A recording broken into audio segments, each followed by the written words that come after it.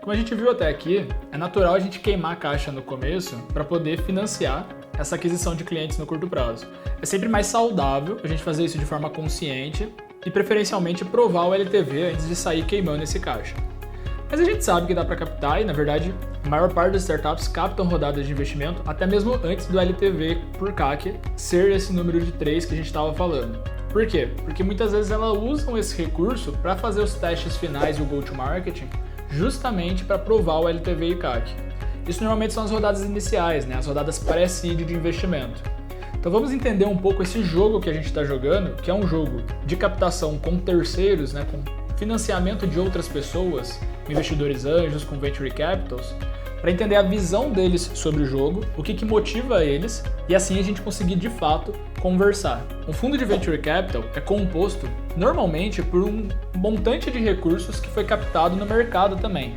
Então o próprio VC, que a gente chama, ele fez o roadshow dele para capturar investimento de terceiros, family offices, gestores de grandes fortunas, pessoas físicas, investidores anjos que têm interesse em compor aquele fundo, mas que não querem fazer um investimento direto na startup e delegam esse recurso para o gestor do fundo de venture capital fazer esses investimentos e trazer o retorno para ele.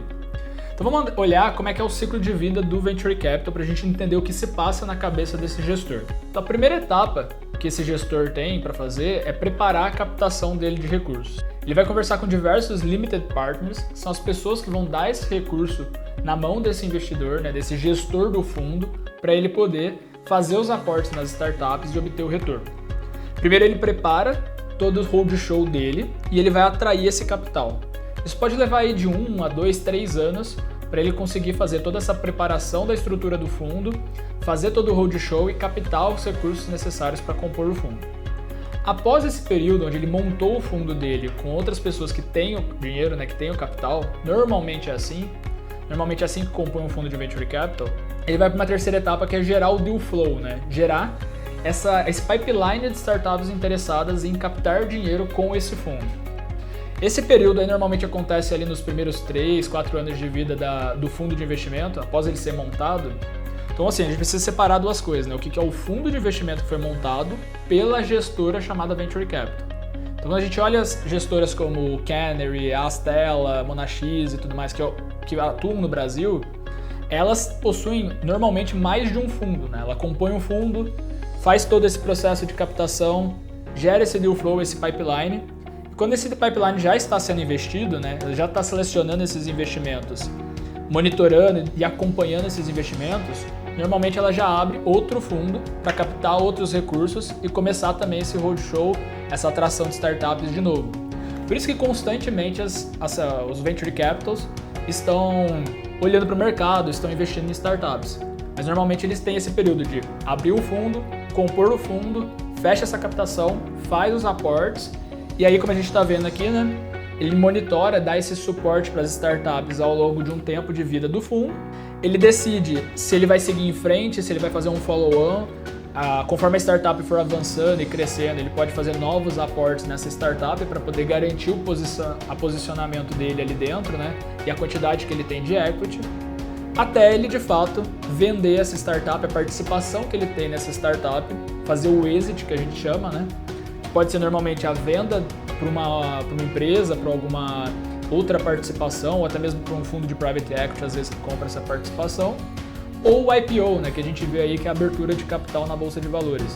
Mas tem que ter um evento de liquidez onde esse fundo consegue vender a participação dele para alguma outra pessoa.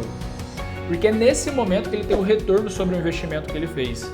É nesse momento que depois que ele já fez os aportes, acompanhou essas startups, às vezes fez ali mais aportes novos para ela continuar crescendo. Nesse momento que ele sai dessa startup, por isso chama exit, que ele faz a venda e recolhe o montante de dinheiro equivalente ao valor de mercado daquela startup, proporcional à participação dele, que ele tem o retorno sobre o investimento feito. E esse retorno ele vai devolver para as pessoas que comporam esse fundo, lembra, os limited partners. As pessoas que vão comprar esse fundo podem escolher, às vezes, ou retomar esse dinheiro para o próprio fundo, para um novo fundo, para poder fazer novos investimentos, ou realmente pegar aquele retorno, o lucro que ela obteve e ir embora. Mas, de todo modo, essas pessoas possuem o recurso normalmente. E os gestores dos fundos, eles até entram com alguma contrapartida, normalmente 1 ou 2% nos fundos padrões, mas eles são só gestores dos fundos, né? Eles estão orquestrando um dinheiro de fora que entrou para eles, eles precisam devolver isso com uma taxa de lucro. Quando a gente mantém isso em mente, a gente entende como é que o Venture Capital está jogando o jogo. Ele também está jogando o jogo para o mercado, ele também tem clientes dele, ele passa pelas startups por um período de tempo, mas ele precisa sair delas em algum momento para poder obter o retorno. Então ele quer que a startup cresça o mais rápido possível, ou pelo menos o máximo que ela conseguir crescer, para ele poder ter a melhor saída e o melhor retorno que ele pode ter. Normalmente esse período todo dura cerca de 10 anos, né? Então é um período longo, um jogo longo que o Venture Capital está jogando, mas que a gente para pensar, é um período curto num tempo de vida de uma empresa, né? As grandes empresas antigamente levavam 50 anos para se tornar grandes corporações. Agora a gente está falando de negócios que se tornam bilionários muitas vezes com 5, 6, 7 anos de vida. E aí se encaixam dentro dessa proxy aí do fundo de Venture Capital de em 10 anos trazer um retorno bastante descolado com o montante que foi levantado ali inicialmente na composição do fundo de investimento. Mesmo esse roadmap sendo de 10 anos mais ou menos, o tempo de saída, né, ele está crescendo bastante. Ele era até menor antes, ele está chegando agora a um nível aí de 6, 7 anos mais ou menos, né? A gente tem dados aí até 2018 com o PitchBook fazendo o levantamento. Mas, como a gente sabe, esse tempo de permanência do Venture Capital está crescendo um pouco. E visto que esse tempo está crescendo, ele precisa encontrar os bons deals, né? Os deals que fazem mais sentido ele estar próximo e que de fato vão conseguir trazer o retorno para ele. Quando a gente olha exemplos como o Uber, que é muito falado, né? Apesar de ter um problema ali no modelo de LTV por CAC dele, mas é uma empresa que cresceu bastante. E quando a gente olha as rodadas de investimento que ela fez pela Crunchbase, que é uma base de dados aberta, a gente consegue ver quem entrou no primeiro estágio de investimento e como que foi a saída dessa startup no momento do IPO. O Uber, ele segue uma trajetória de captação que a gente consegue ver aqui no slide. Ele passou por diversas séries de investimento, desde uma primeira rodada anjo, super inicial, depois pelo pré-seed, o seed invest, que normalmente são rodadas ali, né? O seed normalmente é a rodada do Product Market Fit. O pré-seed costuma ser um pouco antes para ajudar a startup a se provar um pouco como modelo de negócio escalável.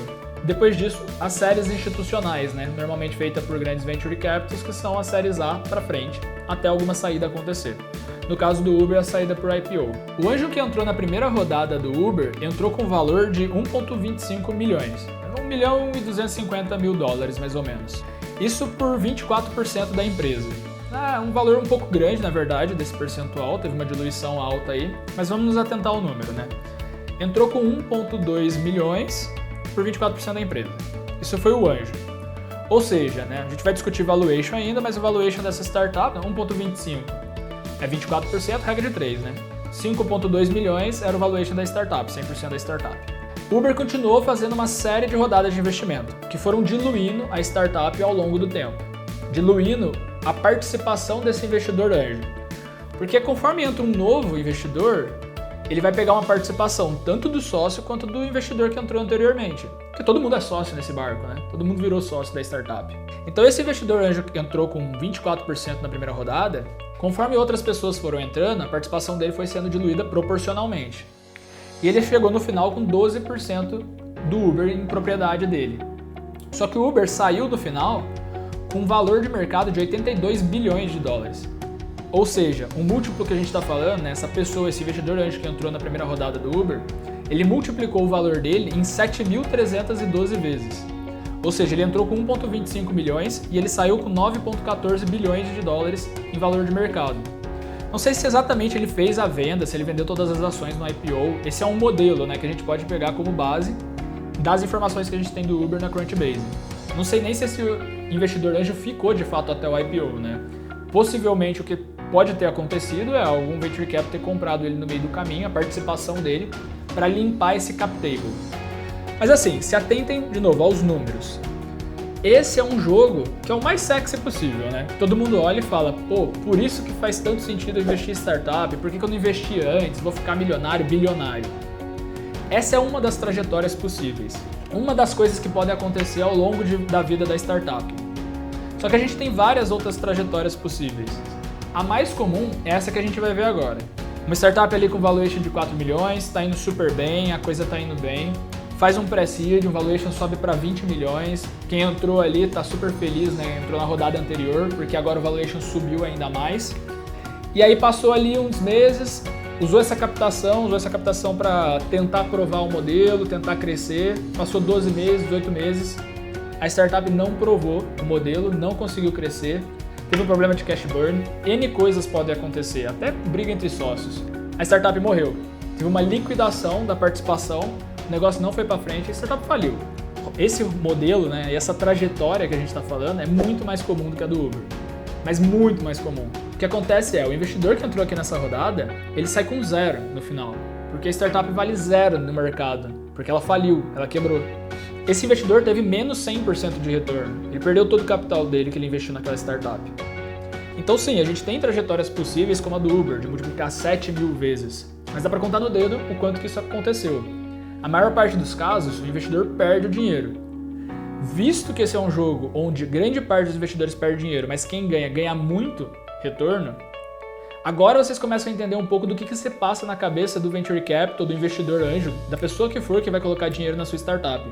Ele quer achar aquele deal que tem menos probabilidade de morrer e maior probabilidade de dar certo, de trazer um grande retorno, um crescimento exponencial para a carteira dele. As estimativas são de que mesmo as startups que conseguem captar as primeiras rodadas de investimento, vamos olhar aqui exatamente os números. 1/3 das startups que conseguem captam o Seed Invest. A maioria dos 2/3 não conseguem nem fazer parte dessa primeira rodada. Isso fora os dados perdidos, né? Isso aqui é uma estimativa, porque a gente não tem muita informação das startups que tentaram abrir e não conseguiram nem captar e já morreram.